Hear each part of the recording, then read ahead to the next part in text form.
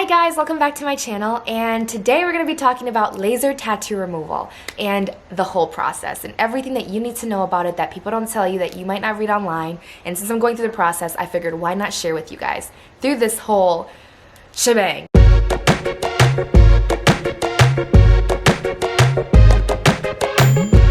So I have to apply some numbing cream on my tattoos before I get them removed. I have this one.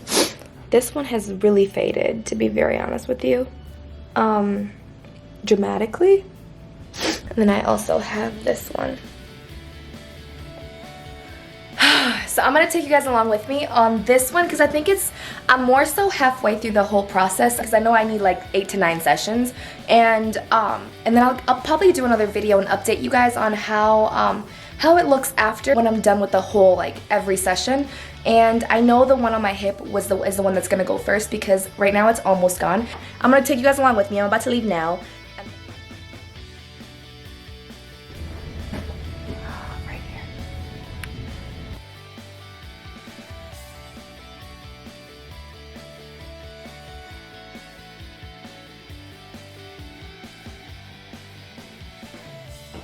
First of all, I would like to say that removing a tattoo is a lot easier than what you think it is, and it's not as complicated or like as difficult as it used to be back in the day compared to the technology now. And now you can completely take it off with, the upscale of the technology. And so what the process is like, basically when the laser hits the ink on your tattoo, since it's on the dermis layer of your skin, the ink kind of breaks down and our immune system kind of just like flushes it through our bodies. And so the healthier you are, the more water you drink, the more you work out, the better the healing process and the faster the process is.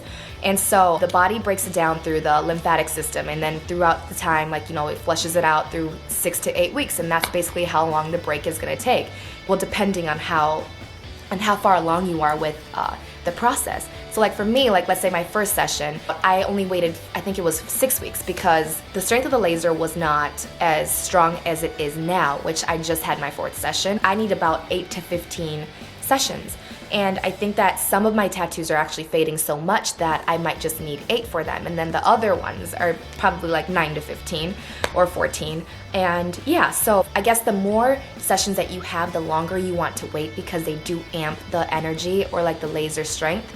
So it targets the tattoo a lot more brutally, not say brutally, but a lot more harder than you would the first session. And as far as the process goes along, it can take up to months or even like a year or a year and a half, about if you're consistent with the 8-week breaks, or sometimes it might be longer than that depending on how your body takes it. And the pricing, honey, listen, it's expensive. It's expensive. It's pretty pricey. It's pretty freaking pricey. Because if you really think about it, depending on the size of your tattoo, which really matters, because the bigger the tattoo, the more expensive it is. And also the more fresher it is, the more expensive it is, because you will eventually need more sessions. And I'll insert a clip of the whole process because I did record the last time I went, which was my 4th session. And I'm going to insert pictures of my first session for my 3rd session so you can see the difference and how huge of a difference it really makes. And so let's go back to the pricing. Depending on the size, if it's bigger than a square inch, they increase the price. And I don't know if they double it or whatever it is, because it can vary up to $50. Let me not say 50. They can vary up to $80 to $300, $400, depending on the size of your tattoo, going by the square inch. And for mine, I'm getting 3 removed. Let's say if I was to do them separately, they were gonna charge me $125 for this one, $125 for this one, and $125 for this one, which overall would be $375 per session. But since mine were so small and they only take about less than probably even 10 minutes to do, she kind of gave me this bundle deal where I would pay $200 for each session. And you might think $200 is not that bad for minimal tattoos, but it adds up, okay? Because my tattoos are basically freshly done. And when I say freshly, I mean like they were done in between 3 years ago to now. And that's pretty fresh compared to a tattoo that's 5 to 10 years older, because you would need less sessions because your body has broken down the ink. Also, compared to, let's say if you have color in your tattoos compared to just black ink is a lot easier to remove and break down, just because the laser knows exactly where to pinpoint, rather than colored tattoos. And like, let's say for the pain tolerance, the pain tolerance, okay, the pain tolerance. That right there, that one, it hurts, okay, it hurts. The first session, they won't make it as strong as it could be, and they just kind of targeting the skin to like basically make sure that it's breaking down and taking it easy on your skin before your skin kind of just like gets used to it. I didn't get numbing cream the first time or the second time, and the third time I was like, okay, listen, this is getting pretty freaking painful. Help me, okay? And first of all, I didn't know that you can actually ask for numbing cream on your first session, second session. Like, the sooner the better, to be very honest with you. The sooner the better, because it just gets more painful and more painful and more painful the more times you go. If you have them like on your arms, or like, you know, if you have a tattoo on your hand and stuff like that, it's probably not gonna be as affected as where like you kind of just like lay your arms, or like, or your back if you have like a tag on there. I've like read about people having it be irritated because the tag would just kind of like snag or like rub against the tattoo, which if you just got it freshly done, it is the worst pain in the whole entire world. As of, it's worse than getting a tattoo. And that's true when they say that. And for my first session, I would rate the pain from a 1 to a 10. I would say my first tattoo removal session, I would give it a 7. It wasn't as bad as it could be, but it wasn't like, you know, not painful. So you can kind of feel it, it's doable. You know, my second session, I went in, I didn't have the numbing cream once again, and I would rate that one at 8.5. 8.5, okay? 8.5. And that's when I went in and I still had to hold my arm like this, because for at least like 15 minutes before I could actually even take off and drive, because, you know, I drive with my left hand, and it was painful.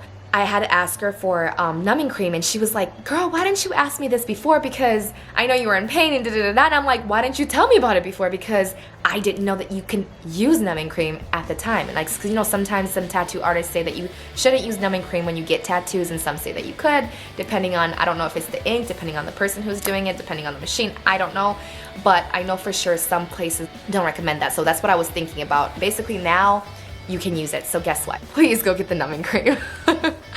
And so my third session, I did go in with the numbing cream, and basically what you want to do with the numbing cream, I'm going to insert a video because I did kind of do a process of prepping my tattoos. And basically what you want to do for it to work the best, you have to put it on 2 hours before, and then you kind of just put saran wrap over it.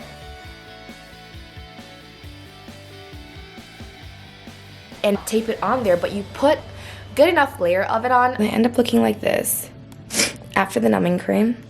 And this numbing cream will help a lot. You want to kind of just cover up the whole area, but make sure there is a good amount of, you know, numbing cream on there, otherwise you will be in pain. So after you put the saran wrap on it, you kind of just use tape and tape it on there so it kind of just like stays moist, because if you don't use the saran wrap, it's going to dry out. Even though it will work, it won't work as efficient as it would with the saran wrap and being covered up, only because it keeps the area so moist.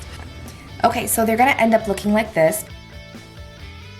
And so after that, you kind of want to keep it on until you get to the area, and they'll take it off for you, clean it with, I don't know if it's alcohol, but they kind of just like sanitize the area, and then they get into the process of doing it.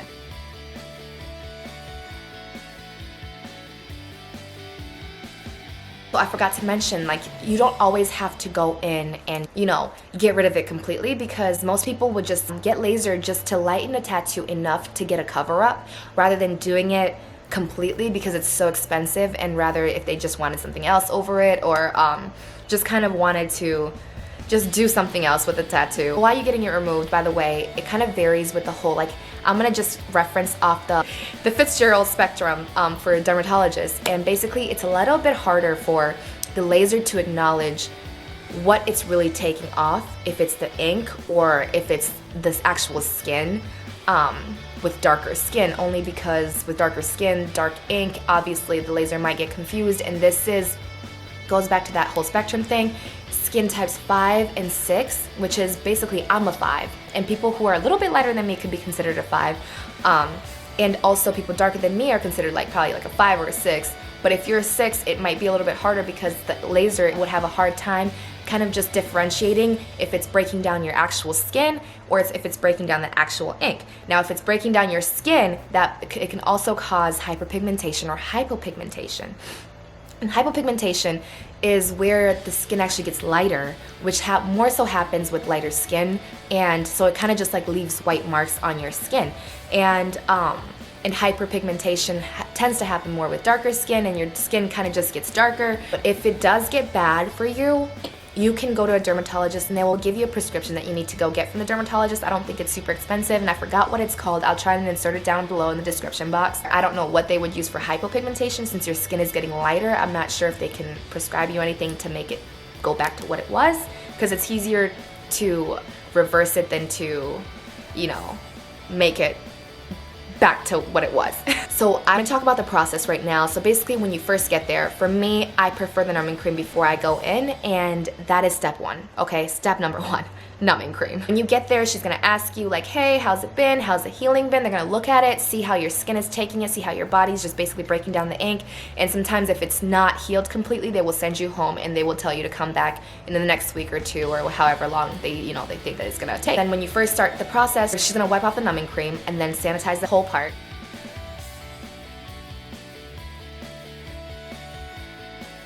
Then they're gonna give you some glasses that kind of protect your eyes from the laser, and basically protection, because obviously laser is damaging the skin and eyes. Okay. Also, do you think I can take a picture of that? And then the third process is she'll use this thing. It's like a blower. It blows really, really cold air, and it basically just like freezes the area, and it freezes your little hairs. And sometimes if you have hair, you can see them turn white and like frost up because it's so cold. And for me, I always ask them to kind of just leave it on there for a little bit longer than what is expected or what you feel that is comfortable, because I have really sensitive skin and I'm always cautious about that. Especially if you don't have numbing cream, you want to have that thing on there.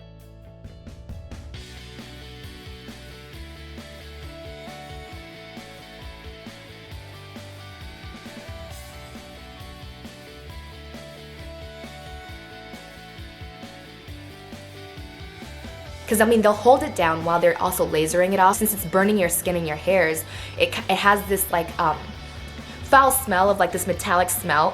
It's not foul, let me say metallic smell of the hairs burning off. And so they have to hold that cold blowing air thing. I don't know what it's called. It helps a lot only because the laser is so hot. It's laser, you know what I'm saying? It is so hot, they need to cool the skin down as well in order for it to be less painful.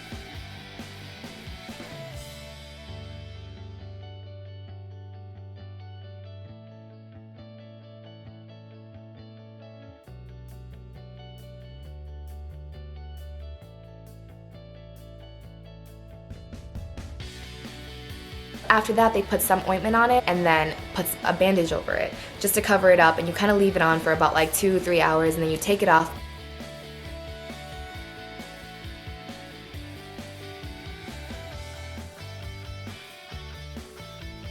So after, you'll kind of like feel a little bit of swelling, and your skin might be red, and like my skin even turns red, and it's a little bit swollen, and you want to put ice on it as soon as you can. I mean, it's optional, you don't have to, but it kind of just takes away the swelling a lot quicker than when you don't. But the process of taking care of it, I know when they put the bandage on, I think she told me to keep that on for at least 2-3 hours, but also keep the area very, very clean and sanitized. So basically, kind of just like wash the area off with a mild soap, and it's very, very gentle on the skin. And after you clean it, you kind of just put the Aquaphor or whatever ointment that you have on it. And you want to do this about 3 times a day because your skin is so dry, you want to keep that area moisturized. Do not use lotions. When you get tattoos, those kind of creams that you use, you want to use that on these because it tends to dry out a lot because you are sucking the moisture with the heat, you know what I'm saying? So, and it's scabbing and it's peeling.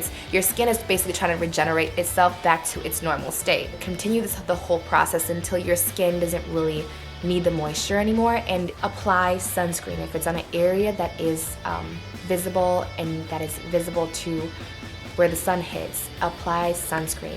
Always sunscreen, sunscreen, sunscreen, and it should be on a regular basis even if you do not have a tattoo that you're getting removed. And always avoid high heat. Like even if you're taking a shower and you shower with hot water, make the water warm or like cool warm, because you do not want to apply heat on that area because it is going to hurt more, or it's gonna affect the area and the skin. And yeah, it basically is a process. So this is the thing I always say.